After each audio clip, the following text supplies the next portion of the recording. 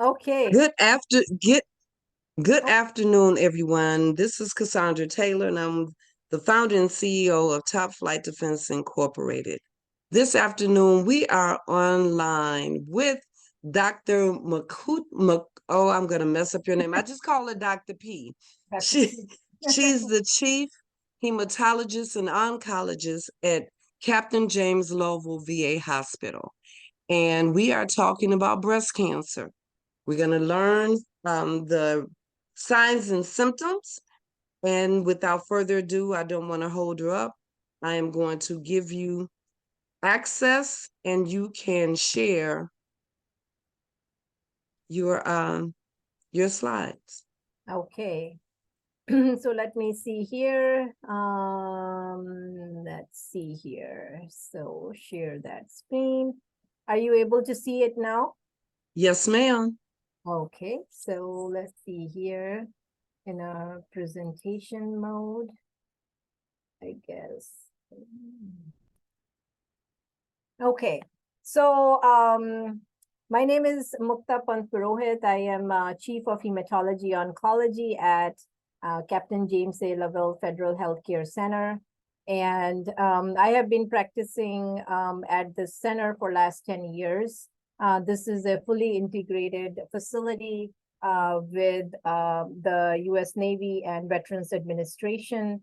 And we have a very active breast cancer program here as we are seeing the need of more and more female veterans and more and more diagnosis of breast cancer. Today, I'm going to talk a little bit more about the diagnosis, the signs and symptoms, and if we have some time, like the management of the breast cancer.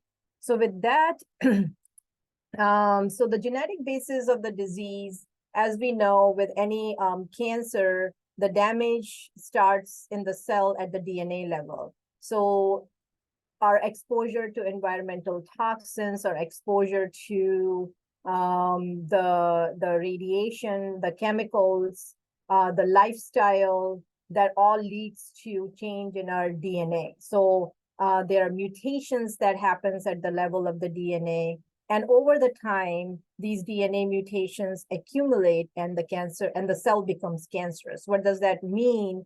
Is that this cancer cell has no ability to control its growth, and it keeps dividing and it starts multiplying. And first it starts as a localized disease in the breast tissue itself, and then cancer finds its ways to spread to the other tissue because it wants to survive. It wants to gain access to the nutrients, and that's how the cancer becomes metastatic.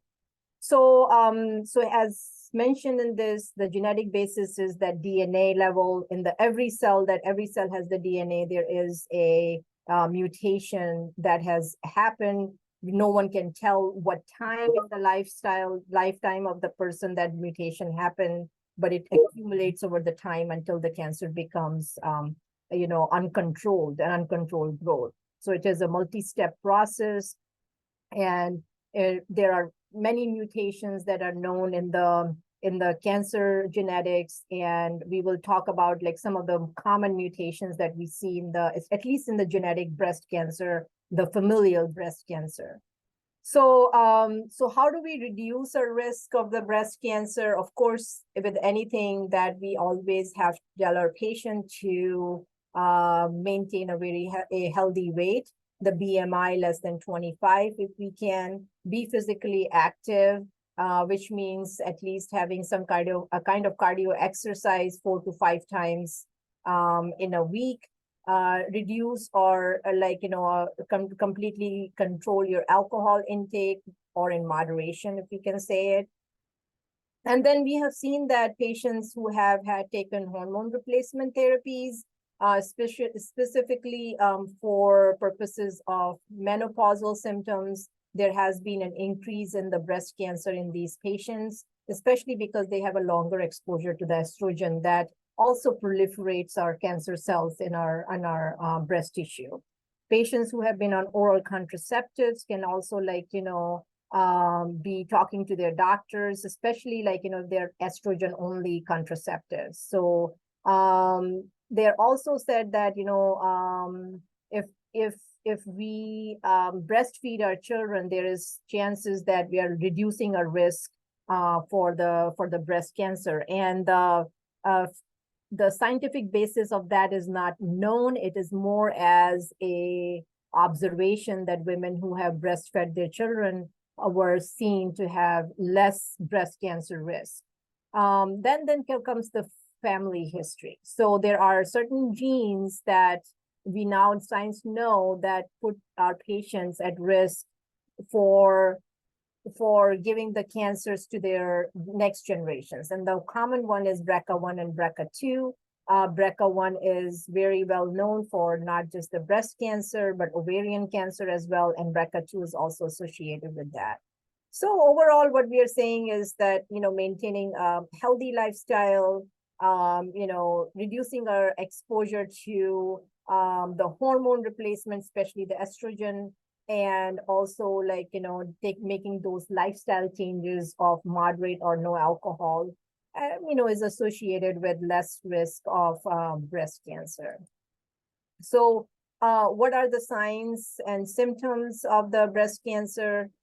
As we know that some of the warning signs can be a lump in the breast tissue itself, or lump under the armpit, that's where our lymph nodes are. So if there is a breast cancer that has spread to our lymph node, we can see that the patients can have swelling in their breast. And that's how sometimes the patient will come under my medical attention, that they see this lump or like this swelling under the breast.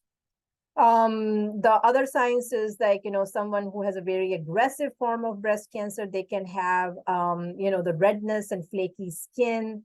There is a retraction of the nipple. There is dimpling of the breast skin. Those are all the warning signs. If there's any changes that we are feeling in our breast tissue, in the skin, we should be bringing that to our medical attention. Other ones is nipple discharge. Any changes in the shape of the breast, the pain. And so those are all the things that we tell our patients that, at least to monitor, to be more conscious about your body and to know, there are changes that are happening that should be brought to the medical attention.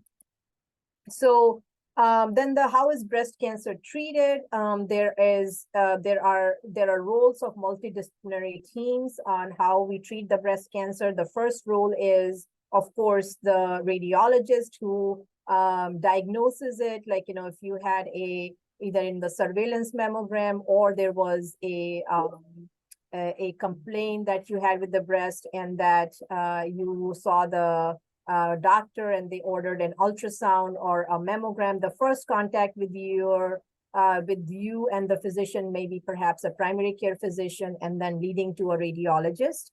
And that radiologist will be then discussing the options. They look at the mammogram, the screening mammogram or the diagnostic mammogram, and the ultrasound. And the first biopsy is usually done by the radiologist. And then comes the surgery team. There is medical oncology that is involved based on the stage of the disease. Some patients may go just as an upfront surgery if it is early stage, whereas some patients may need chemotherapy to first reduce the size of the cancer, and then leading to surgical resection. There's a role of radiation therapy that comes after the chemotherapy if someone needs it. Or if they have early stage cancer and had just a lumpectomy, they will need the radiation only.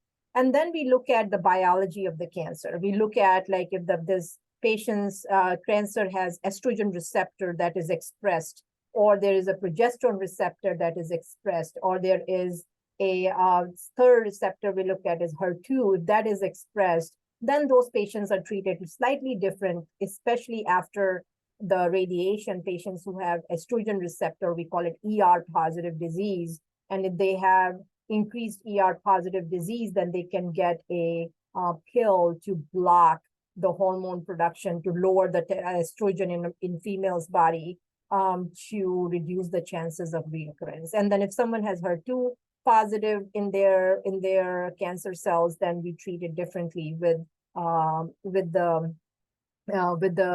medications that target that receptor. So as we are advancing in the cancer care, more and more care is going towards molecular basis to more customize the treatment to the patient rather than treating all as just one cancer or one breast cancer. So as we said, like there are many roles. There is a radiologist, there's surgical oncology, there is medical oncology, there is radiation oncology, and this is a multidisciplinary approach. It is not just one doctor leading the care. It's actually a joint management plan in conjunction with the patient when they agree with that plan.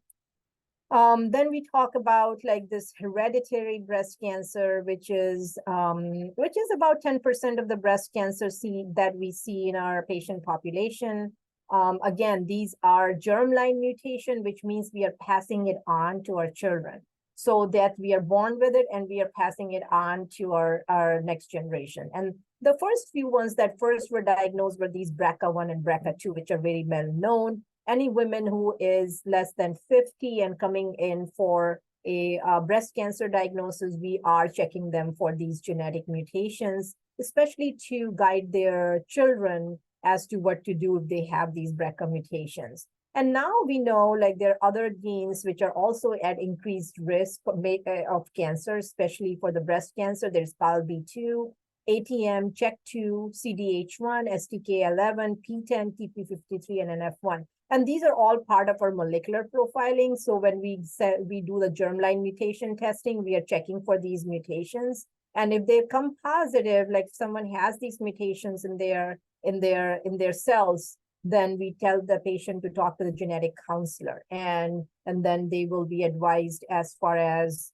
moving forward, like how their children should be screened for not only the breast cancer. Some of these genes are also for male, like prostate cancer, male breast cancer, pancreatic cancer. So we have the whole genetic counselor that then talk to the patient and get their family history and see like, who had the cancer and what are the risks of like this familial cancer in their family. So again, as we said, these are genes that are inherited. So we are passing it on to our children. And that's why called germline or their familial cancer. So the testing is, again, very personal decision for the patient. Specifically, that's why we want the patients to be talking to the genetic counselors to know the implication of like having this mutation, because it can cause a lot of stress. It can cause also like, implications on, the patients, having to get the life insurance and their children if they are detected, like, so this is not a simple decision to say, oh, let's get it tested. It should be a counseling with the genetic counselor to know, like, what are you going to do with that information? How are we going to monitor this patient? How are we going to prevent the future cancers in their children? So that's why it is again, as I said, it is more a multidisciplinary approach rather than a medical oncologist or a surgical oncologist making that decision. Dr. P, Yes. I have a question for you here on Facebook. Mhm. Someone said that they are currently taking the medication tamoxifen Yes. for that purpose. And they Yeah. would like to know, are there studies being conducted to reduce the use of that medication in similar treatment and medication? Well, so the tamoxifen, so the question is whether they're taking tamoxifen as a risk reduction or they have the cancer diagnosis and are taking now the tamoxifen to reduce their risk of future. Because sometimes there are certain medications like tamoxifen and raloxifene, which we are giving for patients who are high risk of future breast cancer. They never had a diagnosis, but their family history or so, they are put in for those medications. And then there is our patients who have, as we talked about, estrogen receptor positive disease. And if they are premenopausal, meaning they are still menstruating, then, we put them on tamoxifen because that targets the breast tissue as a whole rather than reducing the estrogen. So of course, there are studies that are ongoing to see whether we should do a 5-year tamoxifen versus 10-year tamoxifen, the women's health, age, all those factors that go in getting that decision. But of course, every time that we have a medication, there are many trials that have been done to see what should be the duration of that agent. So I don't know whether that answered that question for that our She said that it was for risk reduction after radiation to avoid the reoccurrence of the right, breast right. cancer. Right. And that is then this patient had breast cancer because they did go through lumpectomy, they go through the radiation, and then this is a risk reduction. So they have a diagnosis of the breast cancer, and especially when they are going, is it DCIS they had, or is they have an invasive cancer? That's the other two different things too. Because for DCIS, which is carcinoma in situ, we also give tamoxifen after the radiation. And also for the invasive cancer, we will give tamoxifen. So if that person can tell whether they have in situ or invasive cancer, again, BCIS, again, 5 years of tamoxifen after the radiation for protecting the other breast and also the same breast tissue as well. So again, right now, the standard is 5 years, 5 to 10, depending on like patient's age and the side effects that they had.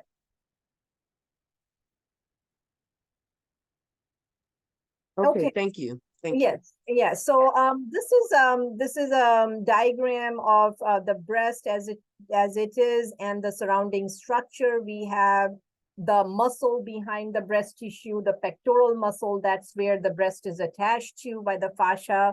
Then we have the nipple, of course, and we have the lymph nodes. And these lymph nodes are draining the lymphatic fluid from the breast and the surrounding chest to the lymph nodes, which circulates all around our body. And that's how the breast cancer actually spreads. It spreads by two different mechanisms. One is by blood, because we have a blood supply.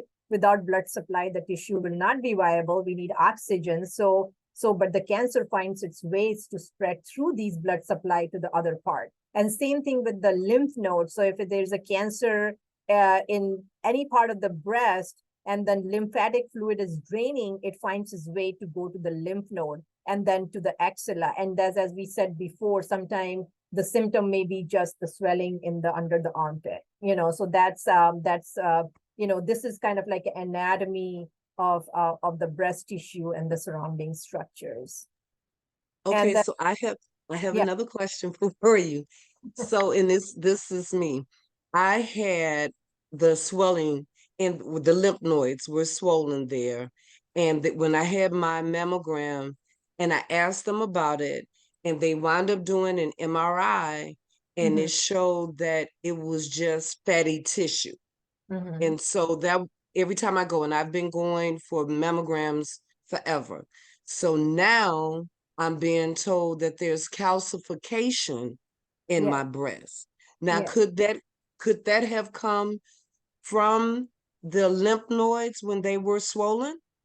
No. So calcification is again a deposition of calcium in the tissues of the breast. It has nothing to do with the lymph node. It is the property of your breast tissue as is. So we have calcification in the breast, and we also see calcification sometimes in the lung nodules. So when someone has, when we do a chest CT scan, sometimes we'll say like calcified lymph node or calcified, nodule. Calcification in the lung is considered a good thing, which means it's benign. Calcification in the breast has always needs to be looked at as to see whether this is a benign calcification or is it a sign of either ductal carcinoma in situ or a invasive cancer. So calcification has nothing to do with the lymph node swelling or lymphatic drainage or so. It is inherent property of your breast tissue. Thank you. Yes. Yeah, so this is another cross-sectional view of the breast, looking at the anatomy more closely as we see that, the main purpose of the breast is the milk production. So we have these lobules that where the milk production happens. And then we see these ducts that they take the milk all the way to the nipple. So the cancer of the breast can happen in the lobule, which we call lobular cancer, or lobular cancer in situ, or invasive lobular cancer. Or it can happen in the ducts, these these channels that takes the milk to the nipple. And if that happened, we call it ductal cancer or ductal invasive ductal carcinoma, or we will say ductal carcinoma in situ. So that shows the anatomy in a cross-sectional way. There is also fatty tissue in between our lobules, and then there is the chest wall and the muscles that attaches where the breast tissue attaches to.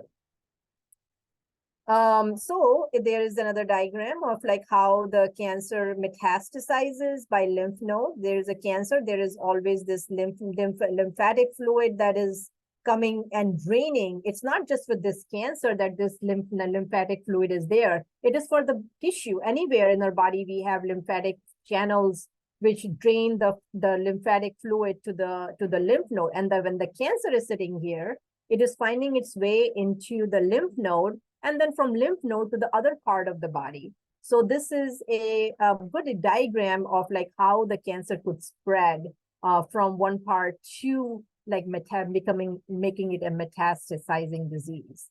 Then again, the same thing in a different way.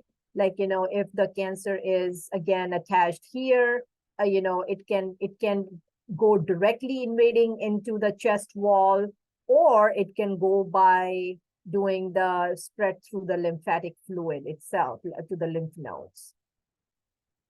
So this is the diagram that is showing like, as far as natural history of breast cancer, we know like, it is, again, the biology of the disease is not the same in everyone. Not everyone, we cannot say like, oh, like all the patient with like, at 2 years will will have a 90% survival. This is a old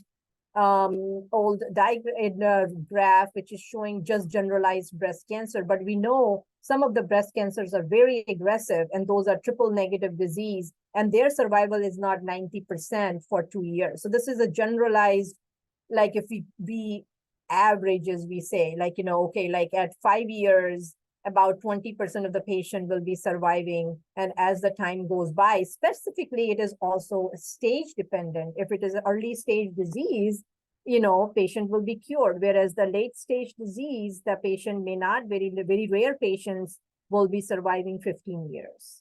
So this is like a generalized cancer, breast cancer survival. And then he mentioned here is that at 3 years, about 50% of the patients are surviving the breast cancer. Again, depending on the stage, depending on the biology of the disease, more and more aggressive disease, less chances of that. And then it is talking about like, this diagram is talking about the incidence of the breast cancer by stages, so like, there is the stage, stage 1 breast cancer, which is more and more we are detecting it, or more and more as the years passing by, because we have more and more awareness and more screening mammograms that we didn't have like, way back like 20-30 years back. So this is just by different stages that like, how we are diagnosing them. So most of them are early stage because of the more and more awareness of screening in our women and in our younger women, that we are detecting them early. And this one, again, this is better diagram, as that other one was like lump sum of the survival. This is more about like the stage by stage. So what is stage 0? Stage 0 is what we call in situ, which means that it has not become invasive. And they're like, these, if they have no other cancer in their life, these women will be surviving, like, they have almost 100% survival. Whereas stage 1 disease, we see again, the survival is not 100%, maybe anywhere 98% or so. And then as we go on, move on with the higher the stage, we have stage 4.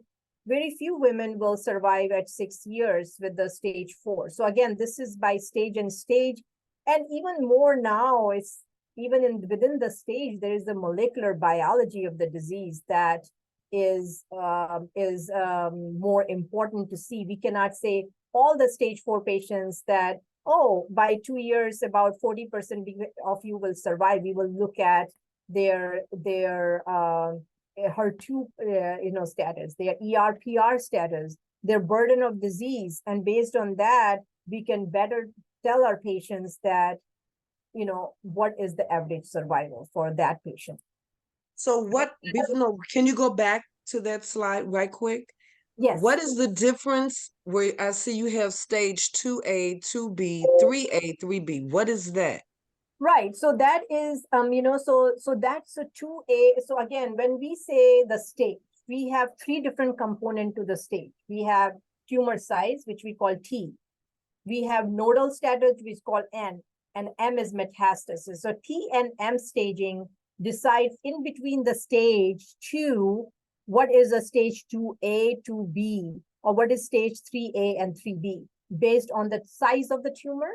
And in the stage 3A, how many lymph nodes are involved versus stage 3B, like axillary lymph nodes, how many are there involved? So T and M staging changes, and it is now in its like 6th or 7th edition, and the stage changes based on the advances we have done in the medicine. So within the stage, A and B depends on the tumor size. And then 3A and 3B is depending on the nodal involvement and how many nodes are involved. So as you see, stage 3A is still a better stage than 3B, and we see the change in survival a little bit. The patients who have more lymph node involved in 3B have a lesser survival than the patients with the stage 3A. And so that's why there is a split in the state, not all the stage 3 will be surviving the same, depending on how many nodes are involved, what is the size of their tumor. And the same thing holds true with the stage 4 as well. If we divide this stage 4 based on your estrogen receptor status, based on your HER2 status, there is a split in these graphs. Estrogen receptor positive stage 4 breast cancer is a better diagnosis than triple negative disease. So again, this is where we see the biology of the disease, and the more nodes are involved, higher the size of the tumor, that causes it to have a lesser survival. All right, thank you for that. Okay, so then we have here, this diagram is showing like how in a histological way, like how the tumor, where the tumor is, and then how it progresses to go to either to the rest of the breast tissue or to the lymph nodes and so on. So when we see here, this is a normal. It's this. If you can see this, if you can imagine, this is, suppose this is a duct, and this is a ductal cell. So DNA sits inside each cell, and we talked about how the damage starts at the DNA level. So over the time, there's DNA in the cells of these ducts, in the breast ducts, has the mutation. Over the time, it starts growing it hasn't invaded yet. It is still in that lumen, or it's in that duct that it starts growing. And when it starts growing, now the tumor needs supply of oxygen. It needs to survive. So it's now going to go past this basement membrane. That's what distinguished this from this is in situ, means it hasn't crossed that basement membrane and didn't become invasive. Here, this cancer cell is now just taken, just invaded that basement membrane and now going into the deeper tissue to get its blood, getting its nutrients. And that's how it becomes invasive. And when we see more and more, now there's a blood vessel, and now it was not only going deep, now it wants to spread because it wants to get that nutrient from the blood, and then it wants to get nutrient from the other tissue, and it will deposit in the liver, lung, bone, wherever it's going to get the nutrients. So this is like a diagram to show in situ cancer, which hasn't crossed the basement membrane, and now it became invasive, and now it's becoming more and more metastasis. So this is a histological diagram. This is what pathologist looks under the microscope and finds. So then there is, we call, so before, like, when we go back here, we are talking about proliferation, so it hasn't become invasive. Proliferation means it's dividing. And we have this proliferative breast disease that our patients may be familiar with, that they had a lump or they had a abnormality in their mammogram, and then they said, and then they resected it and they said, oh, it's a papilloma, or it's a hyperplasia. So this is a disease where there is no atypia, means there is not atypical cells, it is just proliferating. Now this has less chances, it usually doesn't become cancerous. Usually it stays as proliferative process unless other mutation will happen in the DNA and it become more invasive. But just by itself, proliferation without atypia, like papilloma, sclerosing adenosis, hyperplasia, they're not, like, as high risk of cancer as some other things. So we have atypical ductal hyperplasia. Now there is growth, and it's not typically like it's growing abnormally. They have 20 to 50% chances of becoming a DCIS, carcinoma in situ, means it's almost going to invade the breast, the basement membrane. And then there is the atypical lobular hyperplasia, so which is happening in the lobules. We looked at the lobules and the duct in the breast tissue. If it is happening in the lobule, it also has increased risk of breast cancer. So in these patients, sometimes, they are put in under chemo prevention. That's what I was asking one of our listeners, whether their tamoxifen or so was for chemo prevention because they have these high risk findings, or is it cancer itself where we do that? So, but there are sometimes chemo prevention to avoid to go to the LCIS, lobular carcinoma in situ, or ductal carcinoma in situ. So then comes the in situ carcinoma, meaning that we showed in the other cross-sectional diagram, and this is another view of it. Suppose this is a duct. So the cancer is only growing in the lumen side. It hasn't crossed that basement membrane because this is the tissue. If it goes on this side, it is going to invade to the blood vessels. But right now it's growing only here. So it is in situ. It hasn't crossed that basement membrane. It's important to know that DCIS is not an invasive cancer. It is a precancerous condition. Same thing, if it happens in the lobules, it becomes LCIS. So little bit more on DCIS, so it is, again, most of the time women will not feel this as a lump. It usually is more so as, you got a mammogram and you had a calcification, and that calcification was biopsied, and then they got this diagnosis of ductal carcinoma in situ. So most of the time they're not presenting as a lump or so. They are still, because they're not crossed the basement, they're more in the lumen side. So it's not like, feeling like a lump to a woman. It's more likely a microcalcifications, a non-palpable mass, nipple discharge. Those are the things that they can present as, but less so for as a solid tumor itself. Again, how do we know that this is a DCIS? It's by doing a lumpectomy. It goes to the pathologist. They look at the basement membrane. They see that if this cancer is invading in the basement membrane, and that's how they detect whether this is an invasive or this is a DCIS.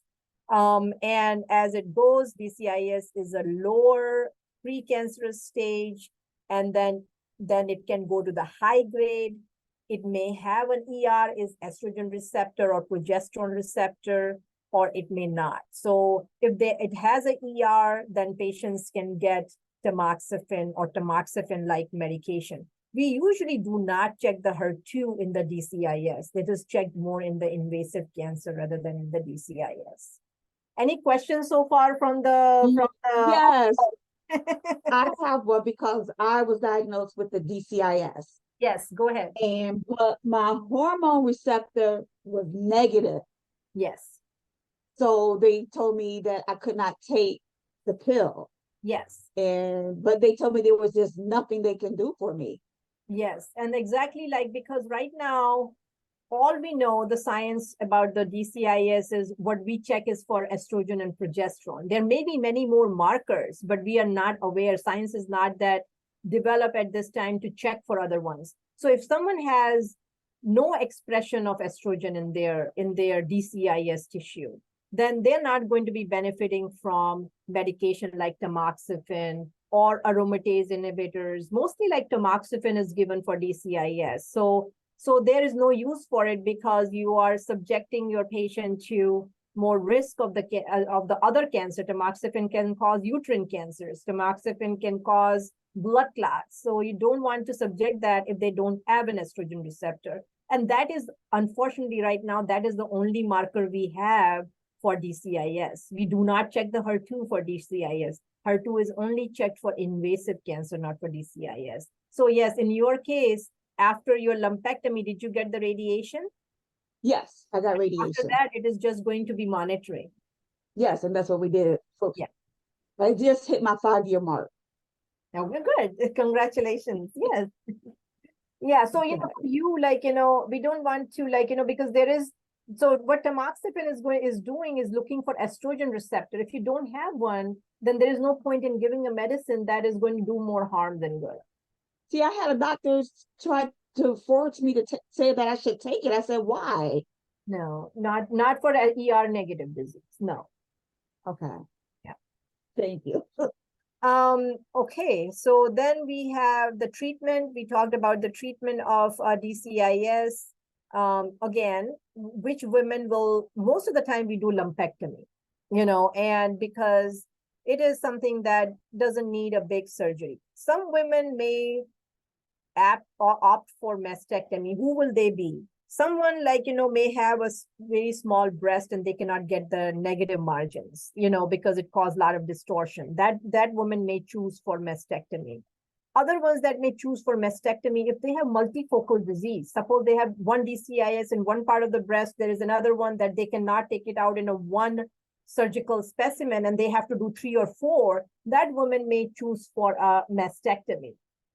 Someone who has bilateral DCIS or like both, they got one and then they got a mammogram and more calcification and they have bilateral disease, both breasts are involved. Those women will opt for mastectomy, but otherwise mastectomy is a high risk procedure for these women because they don't need mastectomy. The lumpectomy should be enough. For the chemotherapy, as we said, there is no chemo for DCIS because it's not an invasive cancer. It is the cancer which is proliferating inside the lumen of the duct. It has not invaded into the tissue, so they do not need the chemotherapy. But radiation is there, and radiation is going to be there because of controlling the localized process. So the radiation is local to that part where the lumpectomy is done. Women who have chosen mastectomy would not need radiation. There is another example why the women will choose mastectomy if someone has had another cancer or so, and they want to avoid the radiation. They had Hodgkin's lymphoma or something else, and they got radiation first time, and they want to avoid the radiation again to the breast tissue for some other reason. They might opt for, in the DCIS case, they might opt for mastectomy so that they can avoid the radiation. So that's another case where they will, other than the size of the breast and the multifocal disease. So, and then here, like some women, according to this, is 55% of the women did not receive their radiation where they should have, because it's for the local control of the disease, and they should have gotten radiation if they opted for lumpectomy. If they opted for mastectomy, they don't need the radiation.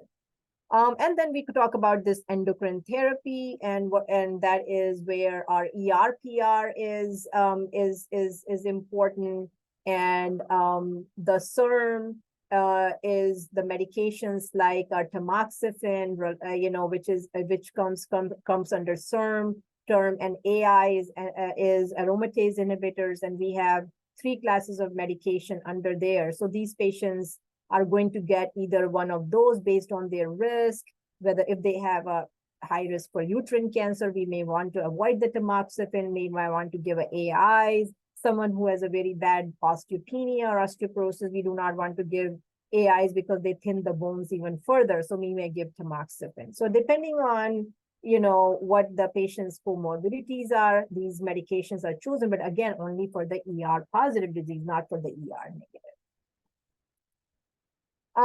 And then there is lobular. We talked about the lobules. If the cancer is starting in where the milk is made, then it is a lobular carcinoma. And if it is not crossed the basement membrane, it's in the lumen side, then it becomes lobular carcinoma in situ.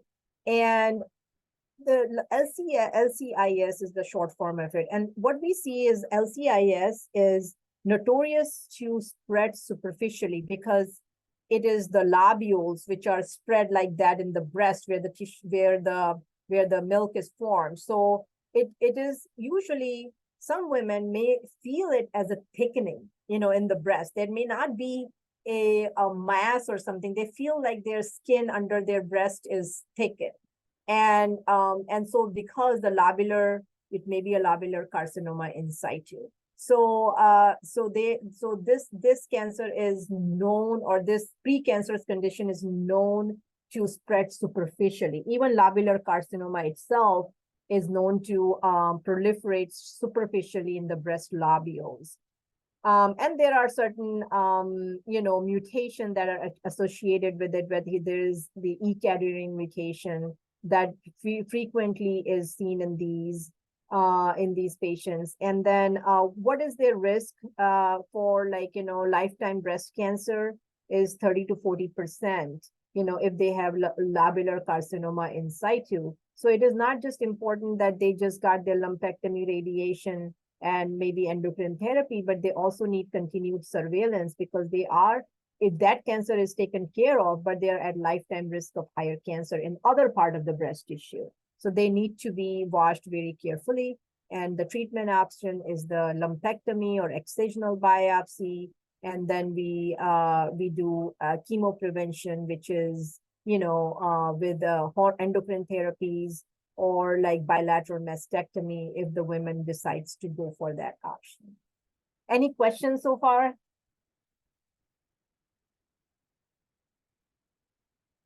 None on the online? Nope, I'm looking here on Facebook and there's no questions there either. Okay, great. So, you asked Cassandra, what is 1A, 1B, T? So, so this is where the staging is what is just shown. T1 means tumor size 1. Then there is T2. Then there is T3. And there's T4. T4 is a large tumor. T1 tumor is any tumor which is less than 2 centimeters is going to be a T1 disease. So it's early stage 1, if there's no node positive. In the less than 2 centimeters, now we have divided into A, B, and C. A is where it is less than 0.5 centimeters. Then there is one less, the T1B is where it is not more than 1. And then T1C is not more than 2. If it is more than 2, it becomes a T2 disease. So that's how the staging is done. And that's how the survival is seen, is the higher the tumor size, the more chances of it to spread and to metastasize. So then comes the T2, which is now the cancers which are between 2 and 5 centimeters. And so they are going to be called as T2 disease. And then T3 is where the cancer is more than 5 centimeters, large cancer. So that's a T3 disease. Again, this will be a stage 3. And then we have T4, which means that cancer has now spread to the chest wall, like locally advanced, that has gone into the skin of the breast tissue. It has gone to the inflammatory, we look like an orange appearance of the breast. It's like all the breast tissue superficially has the cancer. So that's a T4 cancer. So this is how the TNM staging is. Like T1 less than 2, T2 is between 2 and 5, more than 5 centimeter, but not invaded into the breast, to the surrounding muscles or the bones or the skin is T3, and then the one which is spread is T4. And then we talk about like the supply of the lymph node supply. So there is these lymph nodes. We have axillary lymph nodes, which are under the arm. These are under the collarbone, which are called supraclavicular lymph node. And then we have these by the sternum, which are called intramammary lymph node. Again, their significance is when we get our mammogram, if any of these are increased in size, and then we get biopsied and these lymph nodes are removed, and if they are positive, this is a higher level of disease. It's going to be at least, stage 3 if it is in the axilla. So that's where, this is, the N0 means no nodes are involved, and then NX means we don't know. And then we know isolated tumor cells, maybe one or more less than 200 cells in the tumor of the cancer in these lymph node is going to be, isolated tumor cells. So based on that, now remember you were talking about what is the difference between stage 3A and 3B, and the survival was changing between 3A, 3B, 2A, 2B. And those are based on number of lymph nodes that are involved. If you see here, if they are cancer, if the N1A is when there are 1 to 3 lymph nodes involved. Then N1B is when there are cancer in the lymph node behind the breastbone in the mammary lymph nodes, which are right here. And then N1C is 1 to 3 lymph nodes in the armpits. That means the disease is now in the transit. It is transferring to the other parts of the body. So in the armpit is the N1C disease. So that's how the stage goes up. And then comes the N2, where now there was 1 to 3, N2 is 4 to 9 lymph nodes. And then again, and N2B is when they are behind the mammary gland, in mammary lymph nodes, or in the armpit. And then N3 is when we have more than 10 lymph node involved. So this is how the survival curves were showing that if the higher the stage between 3A and 3B, based on the number of lymph nodes, that changes the survival because it's in the transit, the disease in the transit. And metastasis, meaning now it has left the organ it started, which is in the breast. And if it goes in the lung, most common sites of the breast cancer is usually the bones, the liver, and the lungs. And some rare breast cancers are brain, like triple negative breast cancer is brain mets. HER2 positive breast cancer has brain mets risk. So somehow we don't know why, but their cancer wants to go to the brain. There is a tropism for the cancer to go to the brain. And there are certain molecular marker for this. Someone who has HER2 positive disease, we are worried that they may get metastasis to the brain because their cancer, goes to the blood vessel and favors to go to the brain. And then we have the treatment based on the stages. It is more complicated. Stage 1 usually is lumpectomy, followed by radiation, followed by endocrine therapy. Stage 2 and onwards, it's really specific to patient's disease itself. It cannot be generalized to one stage 2 will get lumpectomy, whether the other stage 2 will get pre-chemotherapy, because triple negative breast cancer will need chemotherapy first. Those are high-risk cancers. So this is where the multidisciplinary approach comes in. We need approach from the surgeons, our radiation oncologist, our medical oncologist, and long-term management of the hormone therapy by medical oncologists, and the surveillance. So that's where I end. What you said, and that's where you end. Okay. So does anyone have any questions? I'm gonna look on Facebook. I just have and see another if quick we have question. anyone there. I thought it was strange that whenever I go to oncology for the past 5 years, they never required me to get blood work done. Yeah, so usually, again, because yours was a very early stage, right? Because you only needed lumpectomy and radiation, and did they tell you what was your stage? Or was it They told me it was stage 0.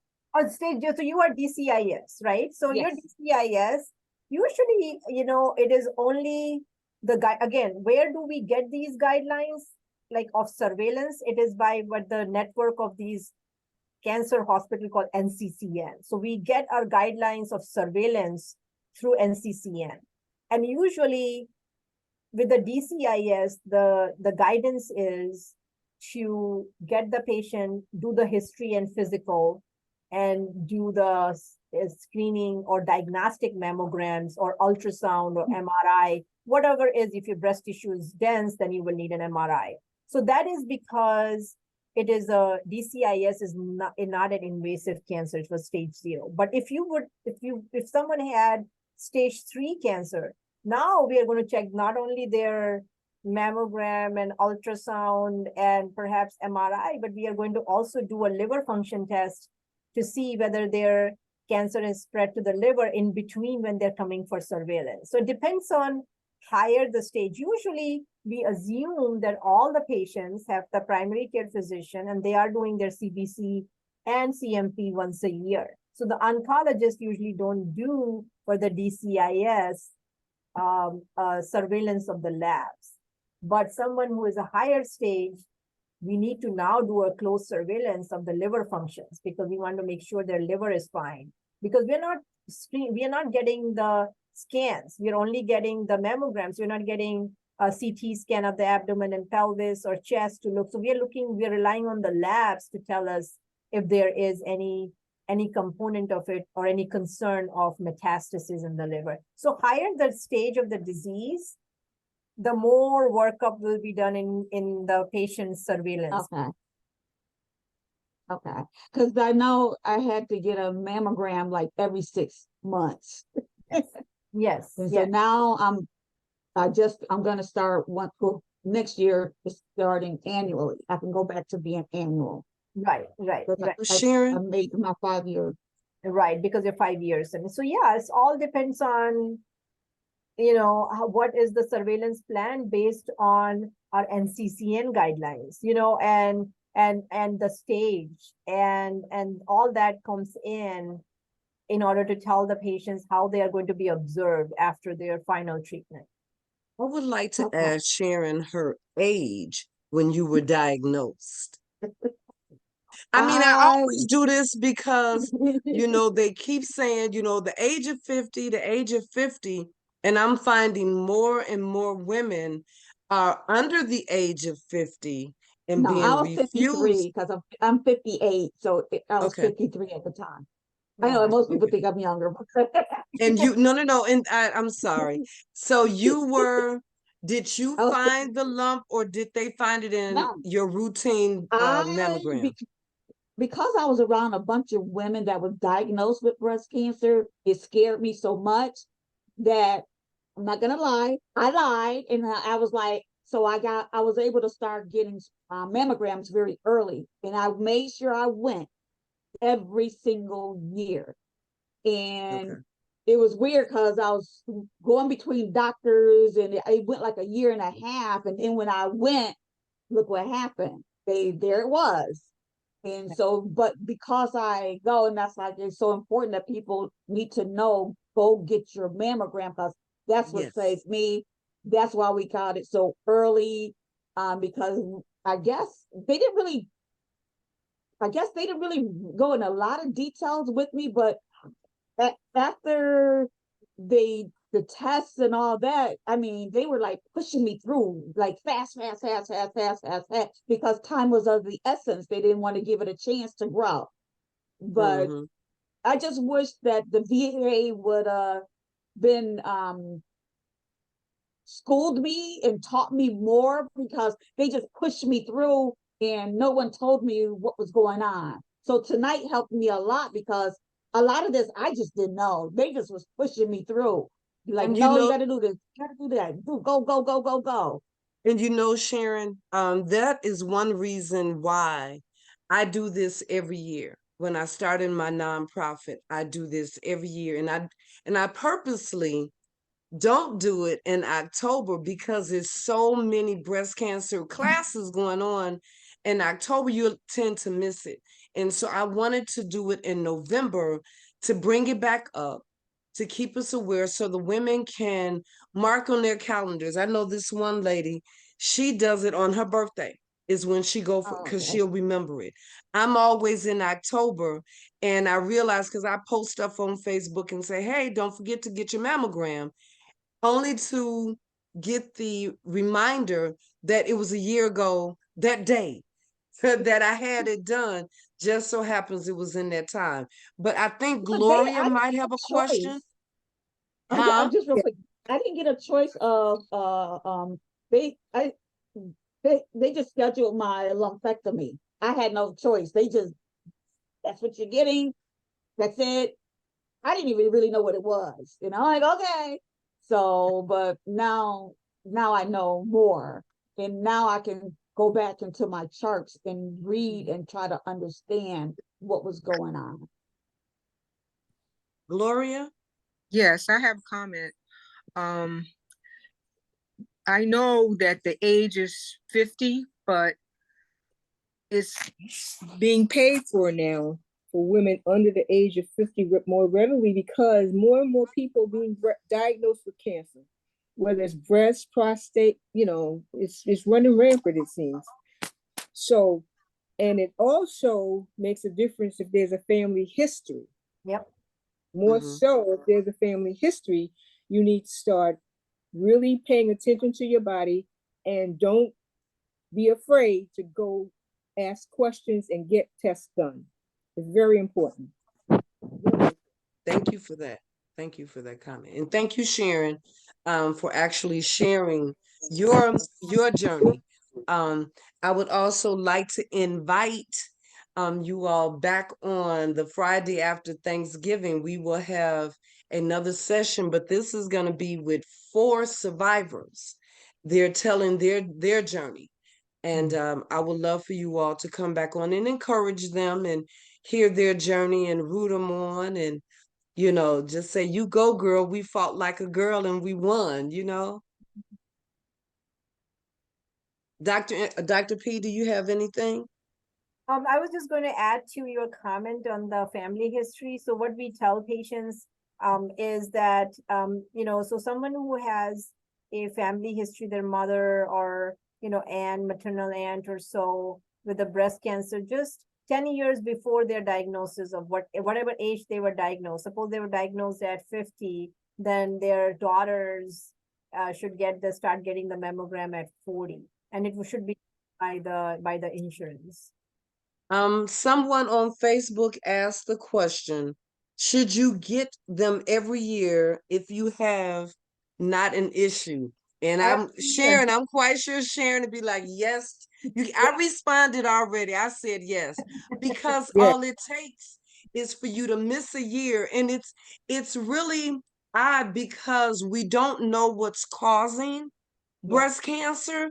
And so we can be fine one year and say, well, I'm not going to go because I was fine last year. And then next thing you know, here you are, you have breast cancer and it's in whatever stage that it's in. And so that was a chip. So a little thing, so in 2021, I think it was, is when I had to get my biopsy for the calcification the first time. And of course, it was benign. Thank you, Jesus. And so I continued to go. They said, come back in 6 months to make sure it was fine. So, and I would go every single year. Now, as I said, last year, I did my mammogram. There was no issue. They had seen the spot where they did the biopsy. Nothing was wrong. I go this year, a year to the day, the calcification has grown. So what if I would not have gone this year based on, thinking, oh, well, I was fine last year, I'll be fine this year. And you even mentioned it, Dr. P, that you can't feel the calcification building up. So I just thank God that, I continue to go for my care and I will continue to push for women that I know or that I don't know to put on their white coat, be their own advocate, and make sure that they go and get their testing, especially if they have a history, even if they're not of the age of 50, to still go for your regular checkup. And even with men, Yep. Men need to go be tested as well. I just found out that the actor Richard Roundtree, he had Mhm. breast cancer, Yeah. Mhm. and he found it. He was taking a shower and he was rubbing, and he was like, "What is this lump?" And he Mhm. went to the doctor, and they told him it was breast cancer. That's not Yeah. what he died of, but No. he did have breast cancer. So, ladies, if you have men, you know, encourage them as well to check themselves, or you check them. Make it a fun thing.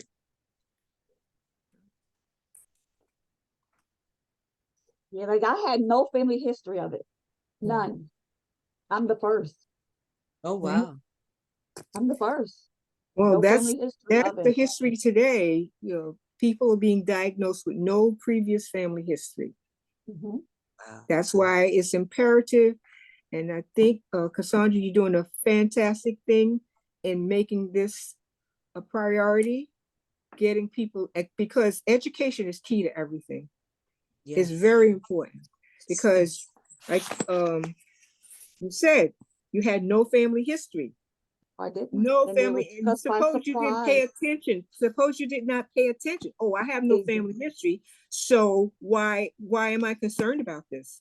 But it Because triggered everything is all the spiritual. females in my family. Yeah, Because my daughter, she's 34. I told right. her, you tell your doctor, your Right. mom. Yes, And yes, then so yes, she started her at 34, she started her mammograms. yes, And you know, absolutely. I am recording this. I will then upload it to our YouTube channel.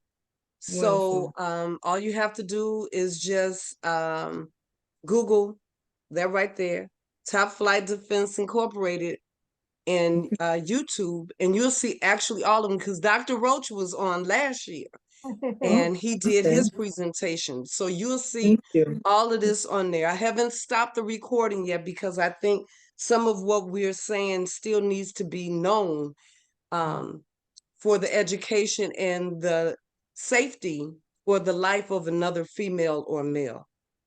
Does Yes. anybody else have anything else they want to share?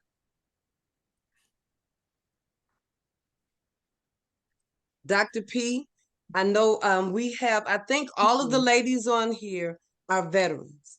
So now I think I'm giving you that opportunity to pitch for the VA for the ladies. Right now, we are 40%. 40% of women veterans are going to the VA. I am giving you this opportunity. We're live on Facebook and we'll be on YouTube to pitch for the women the importance of for female veterans to Yes. go to the VA for their care. Go ahead, take it away. Yes, so I will say the same thing. I am Navy reservist as well, so I will be a veteran one day. So I'm very proud of the VA care that we provide here. And I encourage, my husband is a veteran and he comes here. This is his primary hospital. He doesn't go to the private sector or so. It's all care in one. So we are improving, we are learning from our patients, and I really encourage the veterans to try their VA benefit, to try that, how the care works here. Everything is here. You're not going in multiple different healthcare systems. You are in one. So I'm really proud of that. I'm proud of serving the nation and proud of serving as a physician as well. So Wonderful. what advice would you give a young female veteran that's nervous about coming to the VA because of all of the bad and negative things that they've heard about the VA? As a provider, as a female veteran, thank you. We got to talk offline. I got a question for you. Yes. Um, what would you what would you say to her? I would say that, try it, because without trying, you would not know what the system works like. We are, whatever you have heard through the media or whatever the bad publicity was there, especially our center here, FHCC, we are very proud. We will say, try your benefit. You have all the care in one place, your primary care physician, your specialist, and you have earned it. You need to now, take care of yourself and let our facility, our veterans benefit, take care of you. I agree with you 100%, but I'm And going to Doctor, also add, you, if you they can, don't, if the VA is not responding in um, a time, time frame that you deem necessary, that's why they have the patient advocate office. You can also call yourself and push them, say, hey, I've been waiting 3 days or I've been waiting a week for an answer. Sorry about that. That's my daughter just walking in, who's a veteran. But yes, you have to be your own advocate. Like she said, you deserve it, you worked for it. So what you need to do, call them if they're not responding in a time manner that you deem necessary or you think. And like Sharon said, hey, me and Sharon talked prior to, coming on. And she was like, hey, they wasn't responding fast enough. I had to call. I was like, what's going on? And that's what we need to do. We can, as female veteran, stop the negative stigma that's coming in and taking care of our own self and speaking up for ourselves. Yes, definitely.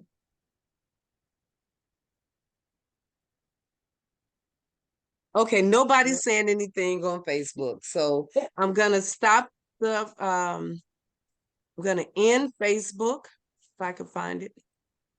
And then I'm going to end the oh, I should have thanked everybody, but I didn't. That's okay.